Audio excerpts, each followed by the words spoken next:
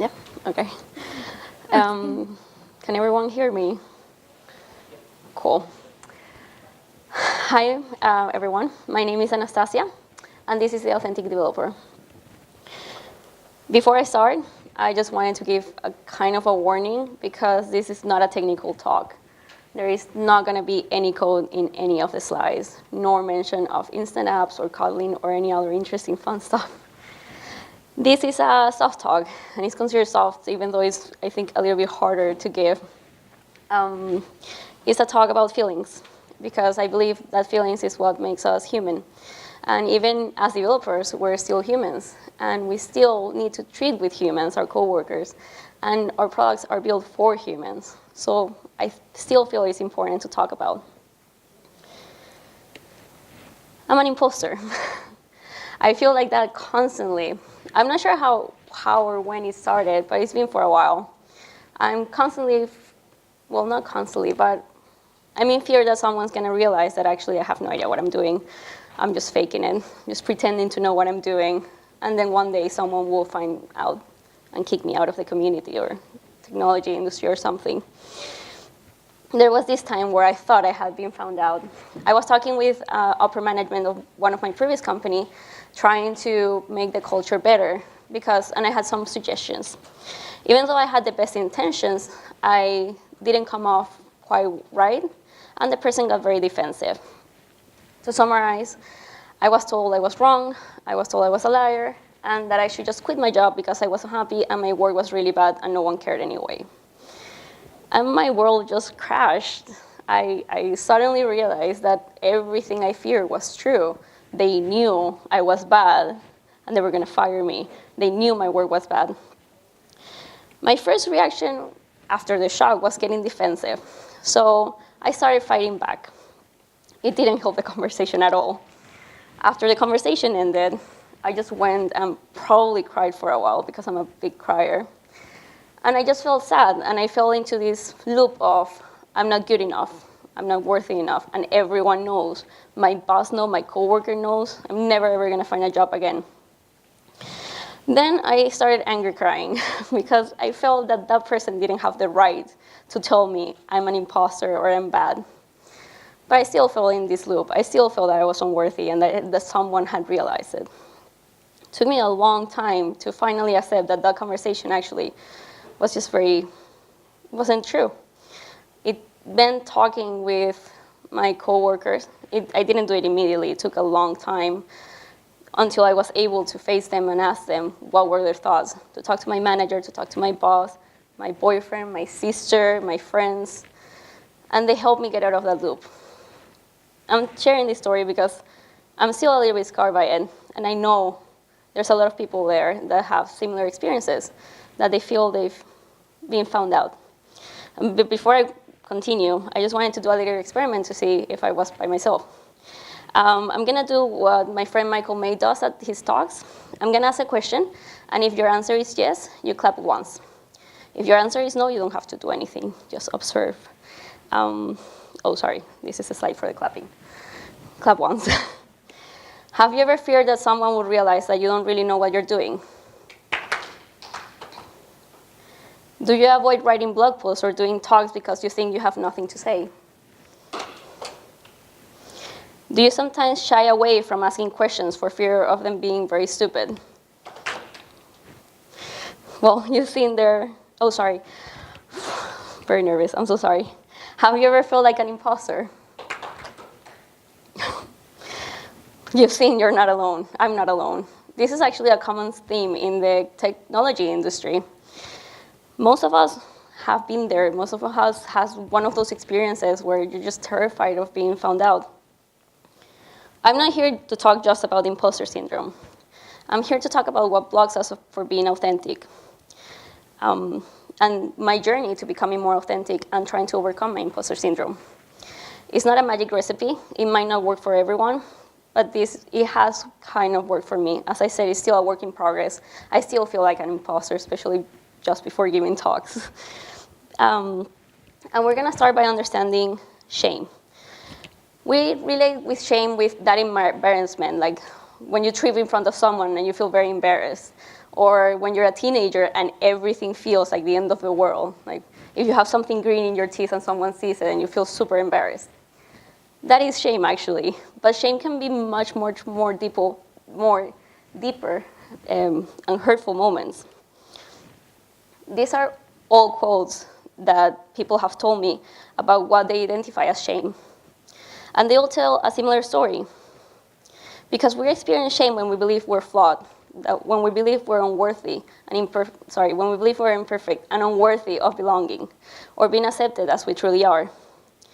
We're afraid and sometimes terrified that we're not enough, that we're not technical enough, that we're not funny enough, that we're not smart enough. We're afraid that what we have to offer to the world is not enough. So we bury our authentic persona in these layers of editing so no one will ever find us. For me, shame is a little voice in my head, always bringing me down, always telling me I'm not enough, telling me, who do you think you are every time I take a risk? And I like to think of it that way, like a little person in my head or a little joker that I just have to fight. It is a part of me, because it's in my brain, basically. But it's just a part of me that I want to overcome, that I want to silence, that I don't want to listen to. Imposter syndrome is shame. We're afraid someone is going to find out that the authentic part of ourselves is not enough. But why do we hire authentic selves? And it's because we are afraid to be vulnerable. Vulnerability is what we feel uncertain about. It's a feeling we get when we take risks and being emotionally exposed. And we all have situations that make us feel vulnerable almost every day of our lives. Vulnerability has a very bad image in our society. As developers, it has an even worse image because we associate vulnerability with weakness. We don't want to expose the vulnerabilities of a system because users can exploit it. And we act the same way. We don't want to show our vulnerabilities because people can exploit it. So we avoid taking risks, we avoid doing blog posts, we avoid doing talks. We just hide our authentic self so no one will ever discover that we're not good enough. We just stay in our comfort zone.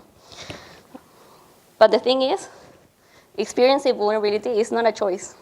It's going to happen whether we like it or not. The choice is how to confront vulnerability, how to act when that situation happens.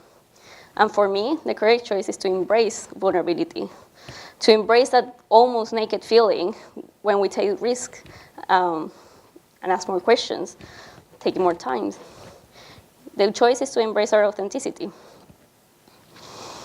If we go back to the conversation at the beginning, we can analyze a little bit more with this information. Exactly all the feelings I had were shame. I didn't know it at the time. I just had like one of those oh my God moments when I read about this. And if we just look the two perspectives, not just mine, you will see two people insecure about their jobs. Not sure, trying to pretend that they know better, and just hurting each other. There's not good or bad people in this conversation. There was just two people hurting each other. If we had embraced our vulnerability, if we were willing to accept our faults, I think the conversation would have gone very differently. So my first step to becoming more authentic was to understand my shame. Now I understand what shame is, what vulnerability is. Now I need to understand my own shame. I need to understand why I feel shame, when it appears, so I can stop it, or I can stop it most of the times. The way I did it with that exercise that Brené Brown has in her webpage. The idea is that you first write down the things you want to be perceived as from other people. I'm going to put myself as an example. In my case, I wanted to be perceived as a ninja developer, as a good speaker, as soft, nice, but tough. And then you do the same, but with the things you don't want to be perceived as. Again, in my case, I don't want to be perceived as not technical enough, as too emotional or too sensitive. And after you have these lists, and you can do them whenever you can, and you can do them in every aspect of your life if you want. I'm just centering at work. You ask all these questions. Where are these expectations coming from? How realistic are they? And can you be all those things at the same time? Am I describing who I want to be or who society wants me to be? And more importantly, try to realize what happens if someone sees you as one of those unwanted identities. yes, in my head, it feels like the world is crumbling and nothing will ever be the same. But in the real world, nothing really happens. This helped me realize that actually the ninja developer part was the tech industry telling me that to be a good developer, I need to be a ninja developer, which is not really me. I don't want to be a ninja developer. I cannot even be a ninja. I'm too clumsy and too loud. And then I also saw there were some conflicts with my personas. I cannot be perceived as tough and nice and yet not be perceived as emotional. I need to feel emotions to be nice. I need to feel emotions to be able to connect with people and have empathy with them. So that was my first step, trying to understand where my shame triggers are and why are they there. They're still there. When someone tells me like, oh, you're not technical enough or you only do soft talks, I still feel the shame piling up. Depends on the day. I will react differently. There will be good days where I know where it's coming from and I know what's happening and I can control it, take deep breath, and that's it. There are other days where I will just feel the whole wave of shame and probably get defensive and attack a little bit. So after this step, the next step I took was to try to look at daily things that block me from being authentic, that just enforce my imposter syndrome. The first one, stop trying to fit in, start belonging, because there is a difference. Fitting in is about becoming who you need to be depending on the situation. Belonging is being accepted for yourself, your authentic, true self. We're often so worried about what other people think or so overwhelmed with trying to be what other people want us to be that we just lose ourselves in that process. For me, this is one of the most difficult because it's a lot of years of bad practices, trying to fit in, trying to have friends when I was in high school, trying to just become whoever I needed to become to feel like I belonged. So it took a lot of practice and sometimes fighting my own instincts that I had developed. The way I did it is writing down who I want to be, who I aspire to be, who the authentic version of myself is. Not who society tells me who I am, but who I want to be. And that will define my actions. And that even helps me with decisions. Like when choosing a new job and I'm not sure, what would the better Anastasia do? And that will help me. Sorry. The little voice in my head sometimes takes over. I still sometimes try to fit in. I see myself in a situation where I realize this is really not who I want to be. And it's okay. Failure and mistakes are going to be part of the process. I try to stop hiding my authentic self to try to fit in. I'm not just my work. Like this cat is not just Batman. It's also a cat. It has very important business. As developers, it's super easy to get attached to our code, especially to our apps. I know I'm a little bit creepy and a little bit psycho, but I still call some of the apps I've worked in my babies. I've seen them come fully, like from nothing, there suddenly was an app. I've put my time, my sweat, my effort, my heart into them. So yeah, they're kind of my babies. And it is okay to attach yourself to your work. It means you care about it. But sometimes we believe our worthiness comes defined from that code, or from that blog post, or from that talk. If the push requests go through, if the talk gets a lot of claps, or the blog post gets a lot of claps, if the tweet has a lot of tweets, we're worthy, we're good. People like us, we belong. On the other hand, if no one comes to a talk, if no one reads your blog post, if someone criticizes your code, we're unworthy, we don't belong. It's normal to want people to admire your work, but our self-worth should never be on the line. So this is a reminder for myself and to everyone. You're not just our work. A reminder that I need to take risks, to try new things, to break things, and that whatever happens is still going to be okay. And I still second guess myself, of course. It still takes me ages until I publish that blog post, and sometimes I just sit with a click there and just like close my eyes and do it. But when I'm second guessing myself, when I'm afraid no one is going to come to my talk, I just remind myself that it's still going to be okay. I'm still going to be worthy. I'm still a human being. This won't define my worthiness. So I try not to let my attachment to my work stop me from being authentic.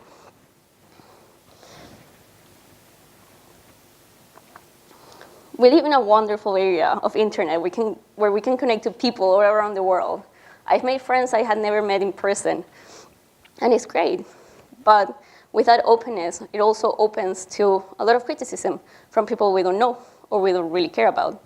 There's all the trolls. There's Twitter trolls, Medium trolls, GitHub trolls. There's all the trolls. So we need to learn how to filter the criticism.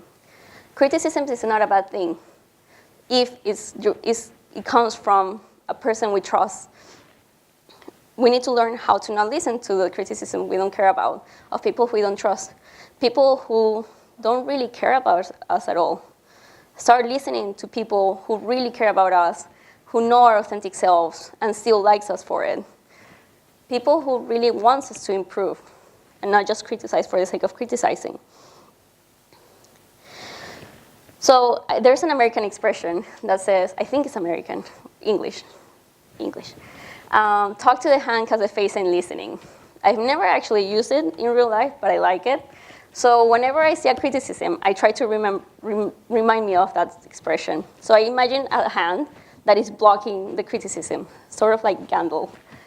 And I try not to let it affect me. I know what my shame triggers are, and I know how this is going to affect me, so I try to block it. Obviously, sometimes that it will affect me because it surpasses my imaginary hand block, shockingly. And then I will go into a spiral of, I'm not good enough, I'm not worthy, no one likes me, I'm never going to be a good developer. And that's time to trigger my plan B. I already mentioned it before. My plan B is people. I have people around me that help me come back to reality. Because when I look at it now, rationally, when I'm in that spiral, it feels like the world is ending, that I'm never going to find another job, that all the code I've written is poopy. But it's not true. So I need help. I need help. And with this, people tell me, that's not true. You're good, your code is good. It's just all in your head. It's just a crappy voice in your head. I try not to let haters stop me from being authentic. I try to stop them from getting into my head. I want to improve, but only people who I trust will help me improve and make me be a better person.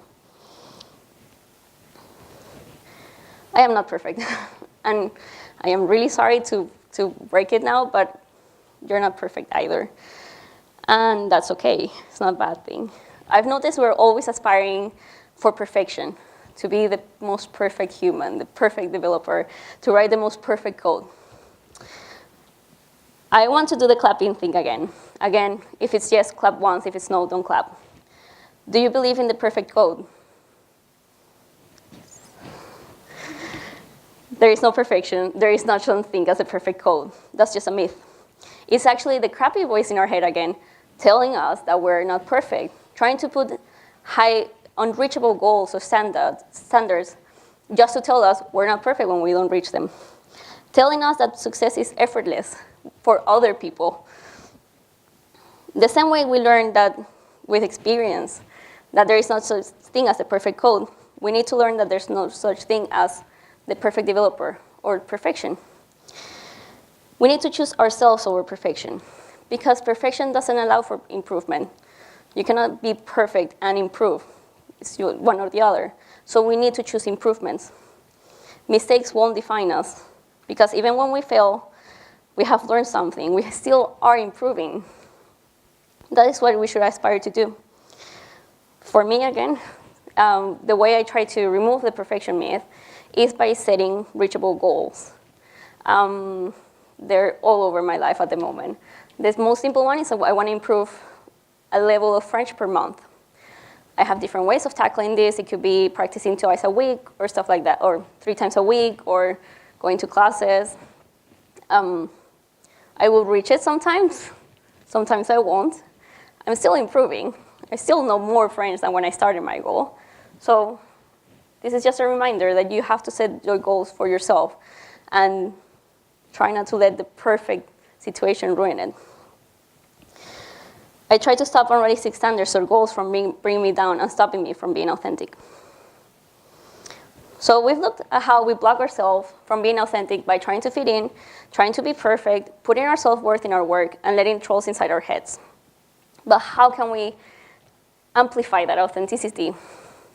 And I think this is a really good definition by Dean H. Hepworth, Ronald H. Rooney, and Jane Lawson. They define authenticity as a sharing of self by relating in a natural, sincere, spontaneous, open, and genuine manner. These are all things we can practice. These are all skills we can actually work on and improve on. You can even choose one daily. You can be like Natural Monday or Sincere Tuesday, and you can define your actions and your decisions based on that. You can speak to you in the mirror if you do that. Like today, I'm going to be spontaneous. If you don't, that's an spontaneous example. Besides that, there is one more thing you can do to enhance your authenticity, and that's self-compassion. We need to learn to treat ourselves as we treat the people we love. Treat ourselves with empathy and understanding, because we are our harshest critics. So we need to learn self-compassion. And having self-compassion is not that different from having compassion to the people we care about. Instead of judging and criticizing ourselves for all of our failures, self-compassion means you're kind and understanding when confronted with those personal failings. And a good way to understand more of self-compassion is with 3 elements. Self-kindness. We have to be warm and understanding to ourselves when we fail or when we suffer. We cannot ignore our pain or make it worse by having more self-criticism. We've already understood that we're imperfect and that failing is part of life. So we have to accept this reality with kindness and sympathy. Sometimes when we make mistakes or when we fail or when something doesn't go the way we want, we have this irrational sense of isolation, as if I were the only person suffering or making mistakes. But again, we've all seen, we all make mistakes. We're all vulnerable and imperfect. So self-compassion involves recognizing that suffering is part of the shared human experience, something we all go through. And finally, self-compassion involves learning how to deal with your negative emotions so that they're neither suppressed nor exaggerated. Mindfulness is a non-judgmental, receptive mind state in which one observes thoughts and feelings as they are, without trying to suppress them or deny them. We cannot ignore our pain and feel compassionate for it at the same time. But it also requires not obsessing about those negative thoughts so we don't get caught by them and react negatively. So you see the negative thought come by, you know it's there, and then you just let it go. If you want to know more, this was just a very small summary. There's a webpage that has a lot of resources, exercises, even meditation to practice self-compassion. I would really recommend it. So we are now, in theory, authentic, or we're practicing it. And we've become the authentic warriors because we're all here. Now it's time to actually help other people to become more authentic. We're going to start with 2 things that we do a lot in the tech industry. Pain surprise. You don't know about RxJava? You don't use Cuddle? Those type of questions are just literally pushing that other person into shame. We're shaming them for not knowing the technology that we were talking about. And this type of question is so typical in the technical industry, in our community, that we've become used to it. The first times we might have felt shamed, and we might have even lied, like, of course I know what a cat is. But then we become resilient. We see it as normal. We become used to it. And worse, we start doing it ourselves. But it's not normal, so we should really stop doing it. We're really not getting anything out of it. Instead, why don't you just explain the other person the subject or convince them why they should use that technology? Use it as a learning opportunity. And the other one, WTF code reviews. I'm not sure if I can say the whole thing, so I'm just go with that. We've learned today, or maybe you already know, that we don't have to attach our self-worth into our code. Not everyone knows that. And that also doesn't give us a reason to be jerks in code reviews. Each code review can be a learning opportunity. Don't make assumptions. If you don't understand something, ask questions. Try to gather the context. Try to understand what the person's chain of thoughts was. Try not to make harsh comments. We've talked about criticism, and it's not a bad thing. But criticizing just for the sake of it is not really helping anyone because they're not improving. They don't know what they need to improve about. For example, this code is poop. I have no idea what you're trying to do. It's really not solving anything. It's not going to make the code better. It's not going to make the other person better. We're just shaming, again, the other person. Instead, why don't you try, I am really sorry, I'm not sure what you're trying to do. Can I grab you for a couple of minutes so you can walk me through the process? We can stop blocking people from being their authentic self by helping them, not by shaming them. Both of these cases, the faint surprise and better code reviews, require a skill we all need to practice more. Empathy. I love empathy. It's really hard, but I really like the concept of it. To be empathetic, you need to understand the other people's problems in their own world. And that's really hard sometimes, especially if we've never gone through something similar. I've done a little bit more research of empathy, and I came across Teresa Wiseman's 4 empathy attributes. And I think they're a great framework to talk about empathy and practice it. The first one is see the world as other people see it. We all have different brains. We all have different perspectives, likes, experiences. When someone opens up to us and tells us their problems, the first thing we usually do is grab their problems and put it in our world, in our context. Sometimes it works because we've gone through it. We've had a similar experience, so we can really relate to them. But sometimes it don't, because either we haven't gone through it, or because we just are judging the problem and we feel it's way less problem than what our current problems. So we have to avoid that. We have to try to understand how the person is feeling in their own context, in their own world, what the problem really means to them and not what the problem means to us. Being not judgmental, not a really hard one for me. As I said before, the moment we start comparing our problems with the other person's, we're already judging them. We're already judging their problems. And when we judge, we're just trying to compare our skills or beliefs or values with the other person's beliefs, skills, or values. We're trying to find some sort of validation.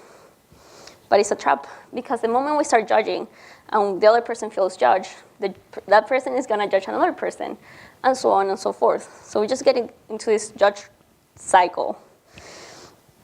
The way I practice being non-judgmental is like mindfulness. Unfortunately, lots of your bad practices cannot avoid those feelings or those thoughts popping into my head. But I just acknowledge them, they're there, and let them go. I try not to let them influence my opinion on that person or change my objectivity when this person is opening up to me. Which brings me to the next point. Trying to understand the other person's feelings. They will usually tell you what those feelings are. You just need to listen. And listening can be a little bit of a hard skill, because listening, in this case, it means listening without interrupting, without already thinking of an appropriate answer you can give to them. Listening without trying to solve the other person's problems before they ask you, or giving advice before they ask you. Listening in the sense of having your complete devoted concentration on that person's story. And finally, when the person has finished telling their story, you have to communicate that you understand it. We're not practicing empathy when we just dismiss that person's feelings. When we make comments like, oh, that's nothing, you should hear my problems. Or, aren't you being too sensitive? Are you overthinking this? We're just making them feel like their problems are not worth it. Think what you would like to hear when you're open up to someone, and practice that. It could be as simple as, hey, I understand this is really hard for you because of X. We can practice empathy by practicing these 4 attributes. It will also help us help other people, because it will make us realize problems that we are actually not facing, that other people are facing. And when we understand that, we can help these people, unplug them, remove those problems with them. Another way we can help people is by speaking out. You have a strong voice. No matter what everyone else tells you, you have a strong voice and you can use it. And when I mean speak out, I don't mean criticize. Yes, criticism is good as long as it has a purpose. Criticism for the sake of criticism is useless. So I like to make the distinction of criticism and constructive feedback. And sometimes it's a little bit hard to find the line.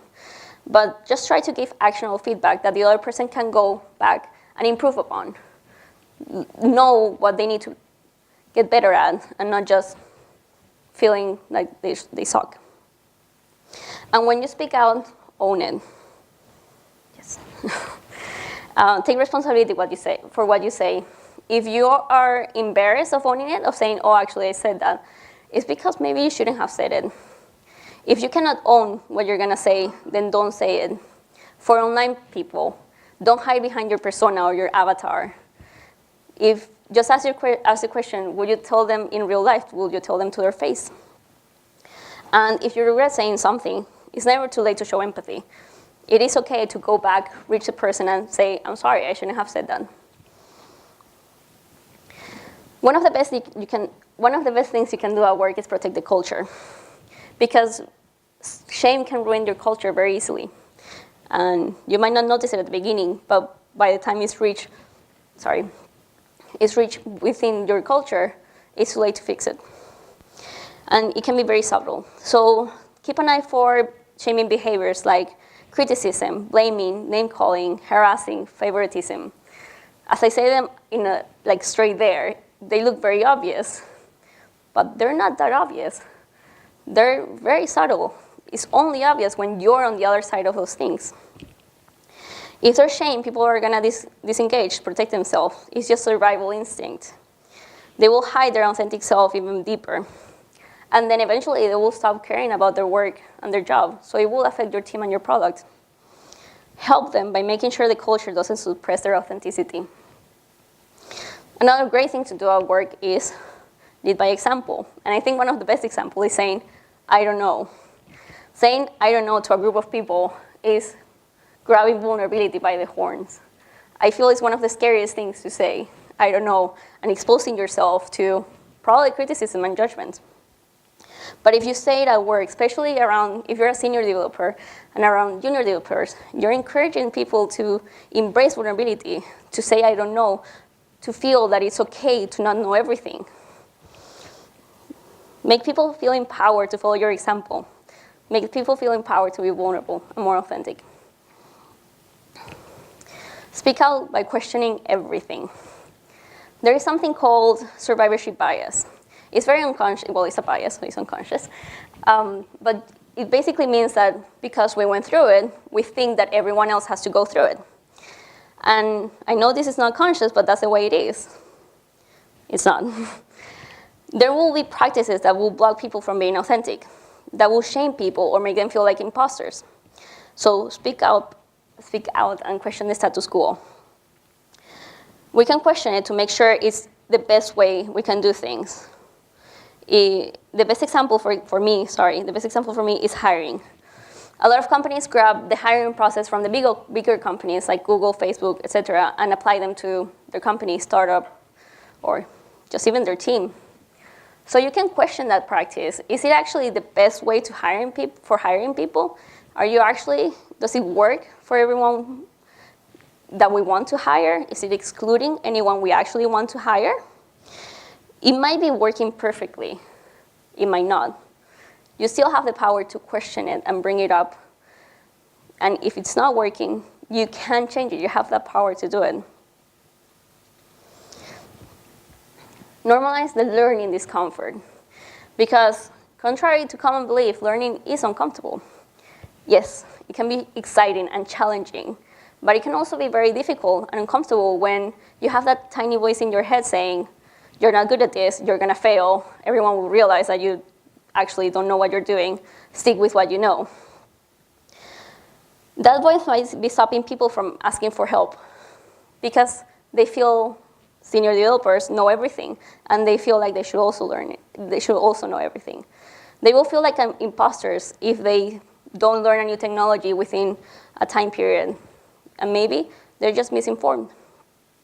So normalize the discomfort in your team by sharing your experience, sharing how hard or how easy it was for you. I'm not saying exaggerate. I'm not saying, oh my God, it took me ages, and when it really wasn't. But you can just share your experience so the other people can know it's normal to just take some time to learn. And it will make them feel more empowered to ask for help when they get stuck. This brings me to the last part. Share your story, share your experience. When we tell our story, we change the world. We all have different experiences. We've all had different bad situations or good situations. And there's people right now that don't know that they feel like they're just by themselves in the world.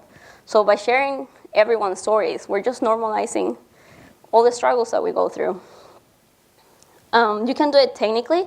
You can do it when you do a technical talk. You can just share, this was a struggle for me, this is why, and just share your story. You can just also do soft talks. And it might be hard, and need some experiences are really hard to share. But we've seen recently in the technology and other industries that it just takes one strong voice to create this snowball effect of other people sharing the same story and realizing that this is actually a problem in the industry. Remember when you didn't know what imposter syndrome was, and when you learned about it and it was like a relief because you knew that you weren't alone by it? Share your story so you can give that sense of relief to other people. Help people become more authentic by telling them your own story and your own experience in becoming more authentic. Because if we remember the concept of authenticity, we have to be sincere and open to be more authentic. You have the power to make a difference. You have the power to overcome your imposter syndrome and become more authentic. And furthermore, you have the power to help people become more authentic. So just go out there and make a difference. Thank you. That's it.